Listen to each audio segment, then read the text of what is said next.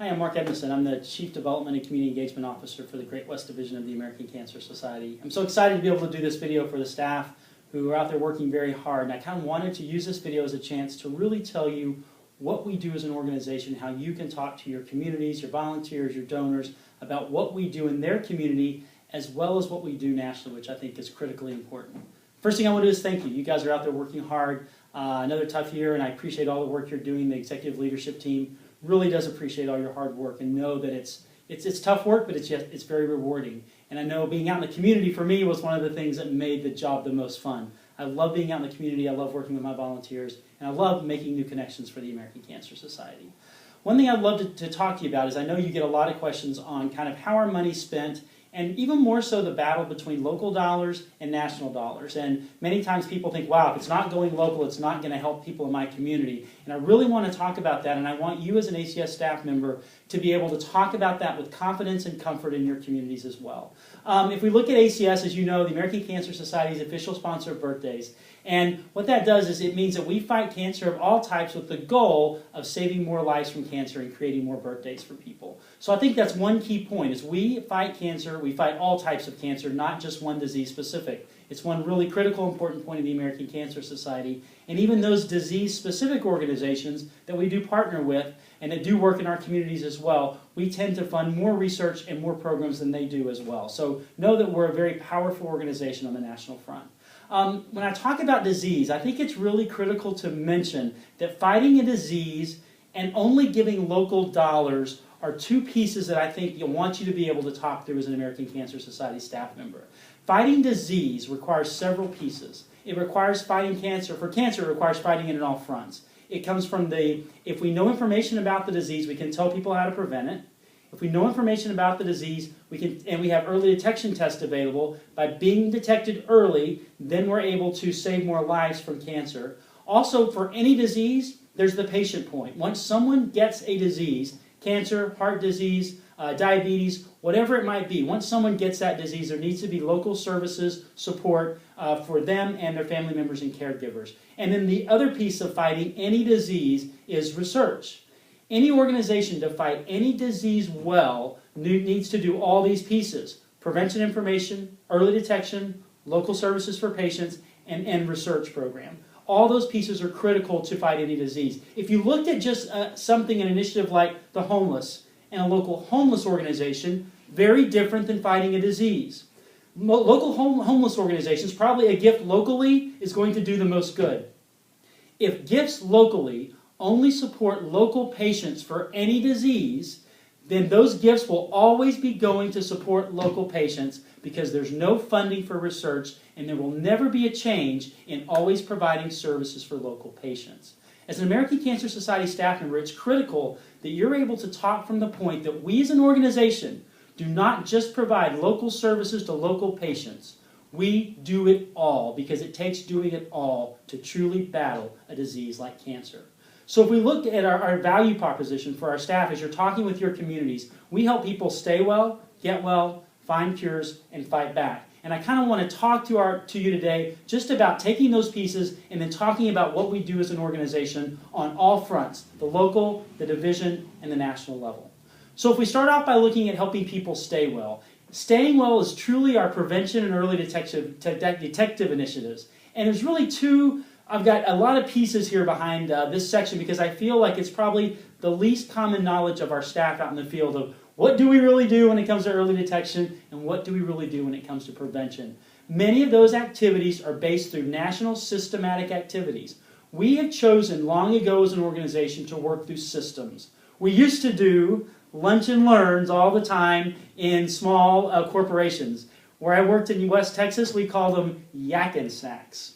Yeah, real classy, I know. But if you look at what we do, we used to have small lunch and learns for people, and probably 20 or 15 women would come around and we'd talk about getting mammograms. As an organization, we chose to not continue that activity. It was not cost effective, and we were not reaching the number of people that we truly needed to reach to impact this disease. So we as an organization chose more of a systematic approach to anything we do when it comes to early detection and prevention. By working through systems, we can impact a larger number of lives and make a significant difference much quicker than we can with small local presentations. So if we look at prevention and early detection, one of the first things we look at is that 2/3 of all cancer can be prevented. So looking at the prevention piece and looking at systematic efforts that we do through prevention. Truly, decreasing tobacco usage is one of the most important things that we can do, and one of the most important things we have done as an organization. If you look at reducing tobacco, the use of tobacco, primarily you can really point to our advocacy program. What our advocacy program does, it truly increases taxes on certain tobacco products. So by increasing the tax, you reduce the number of people using the product. There's a high percentage, and you can get this from your advocacy director, of for every dollar increase in the tax, there's a high percentage of youth especially, and in the general adult population, stop smoking because they just can't afford the product. So it's one way of using a system by increasing a tax to decrease the use of tobacco, which has been one of the most successful things with smoke-free states and tobacco increase as well. Also, as I mentioned with smoke-free states, the goal there is truly to really prevent the secondhand smoke from really interfering with the lives of other employees and other people around them. By having smoke-free areas and smoke-free initiatives and smoke-free states, we really truly protect the rest of the population that aren't smoking to truly make it easier for them to breathe and for them to work in the environments that they have. The American Cancer Society also provides what we call a Quit for Life program. We work with many companies, another system, to provide a Quit for Life program for the employees of that system. We can partner with them, they can buy into our Quit for Life program, and in many cases we provide it for them. But we come to an agreement of what we do with Quit for Life, and then we actually have smoking cessation. It's web-based and telephone-based counseling for their employees to be able to quit smoking. Over 1 million tobacco users have used our Quit for Life program and have made a plan for themselves to quit smoking. A very significant impact in the disease. So one, tobacco use, as I mentioned, is critical that we attack that. And we attack that on a bigger front, not always local, but very national, very system-based, so we can impact the most lives. The other piece of prevention is truly nutrition and physical activity. Obesity is something that truly is a growing problem, and it's the cause of many cancers. As the data has gotten much closer to, it truly is a cause of cross-cutting of many types of cancers. So if we look at obesity, just news hot off the press, our national board just approved a national obesity outcome. And we'll be looking at reducing the percentage of individuals who are obese in states across the country. So more to come on that. We've just announced the outcome nationally, and now we'll be looking at partnering with systems of how we can most impact those covered lives that we have. Anyone out there across the United States that's part of a workforce will probably first kind of start off with looking at Active for Life programs, physical activity programs, and those type of activities. Other things that we do when it comes to really helping people stay well, it's truly also looking at all the information, all the research done behind nutrition and physical activity reduces your risk of cancer. Smoking increases your risk of cancer. Screening rates. If you can get screened, it also improves your chance of living longer because you caught the disease earlier. All the research behind all those initiatives has been done by the American Cancer Society. So when any local entity produces a pamphlet that talks about the relationship of obesity to cancer, any local institution or local organization produces a pamphlet that talks about the need for screening, all the behind-the-scene work of that was done by the American Cancer Society. We are the account of record for many individuals and many institutions and most other organizations. They look to our research that they then put in their information. Many times we're cited as a source, sometimes we're not. But no, we played a critical role in all that information that's distributed out in communities. The other part of Stay Well is the early detection piece. So if you look at early detection, the two primary ways of early detection, aside from skin cancer, which doesn't impact the number of deaths as much, is primarily breast cancer and colon cancer. If you look at breast cancer and colon cancer, we kind of divide that group, or you can logically divide that group up into two different sections. Those that once they reach the age, for breast cancer, as you know, it's 40 and older, annual screening mammography. Unless you have a family history, then you need to visit with your doctor. And for colon cancer, it's to start colon cancer screening at the age of 50 for both men and women. If we look at those two groups of individuals, you have your low-hanging fruit, which we consider those that are insured. Those that are insured means that you probably are covered by your insurance and you just need to go get it done. And how do we help move people to remind them to get their screening because they have it covered in their plan?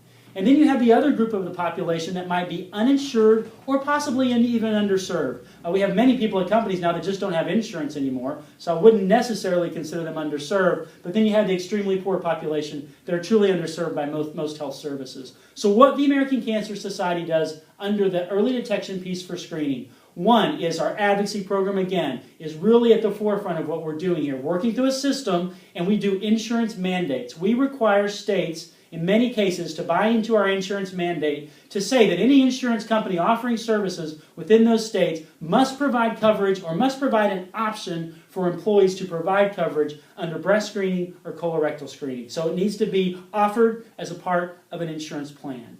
Then the American Cancer Society has taken another step that we're trying to work with our largest employers. It's our CEOs Against Cancer initiative.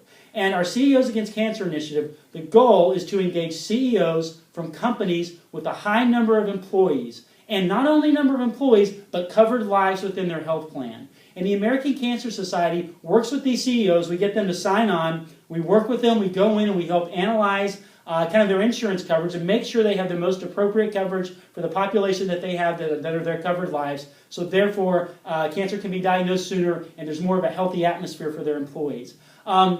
We also ask them to commit to providing smoking cessation for their employees, which tackles the tobacco issue, and then they can do that through our program or through another program that they have. And then also we ask them to offer some type of health-based lifestyle around the company, be it a gym membership or even their employees have some time off at work to work out, but providing an atmosphere to where healthy lifestyle is something that's desirable and available for their employees. So our CEOs Against Cancer initiative is truly an initiative that's a systematic approach to truly looking at helping people stay well. If we look at the underserved part, the uninsured or underserved part, those who are not covered by screening, actually I'm going to go back to one piece. One thing that I forgot to mention, under those that are covered, we also work with health plans. We work with health plans and we work with them to message to the covered lives within those health plans. An example, we'll work with a Blue Cross Blue Shield and we'll work with them, all the employees that they cover across all companies. Whenever women come to the age of 40, we work with them to message to those women, now's the time to get your screening mammography. So it's a message that comes from the health plan and from the American Cancer Society as a joint effort. So I don't want to leave that one out. It's critical when we talk about the low-hanging fruit. Then we talk about the uninsured or underserved. There's a couple of initiatives that we work with to truly help those individuals get screened and get treatment as well. So again, our advocacy initiative comes into play. They work at the federal and state level to secure funds, especially for the breast health program. It's also known as the BSEP program. But truly looking at screening, the federal government provides, we lobby the federal government to provide funds to the states, and those funds to the states are screening coverage for women that don't have the funds or that are uninsured, those underserved women. So those women then have an opportunity to get screened by the use of these funds. Then, if any of those women are detected as having a breast cancer and need further treatment, then there's additional funds that we also work at the state level to lobby for to secure additional dollars for treatment and possibly additional screening as well. So the advocacy program truly is a key point in providing services to underserved women for breast cancer screening. Also, as a division, we are working with the federally qualified health centers. We're doing this nationally as well, but within our divisions, we are starting to partner with the federally qualified health centers, the old departments of health, and we're working with them to provide information on screening, services, and any type of prevention information to the underserved population or uninsured population that tends to utilize those health systems. So I hope that kind of helps talk a little bit about the staying well piece, which we don't talk a lot about as a division.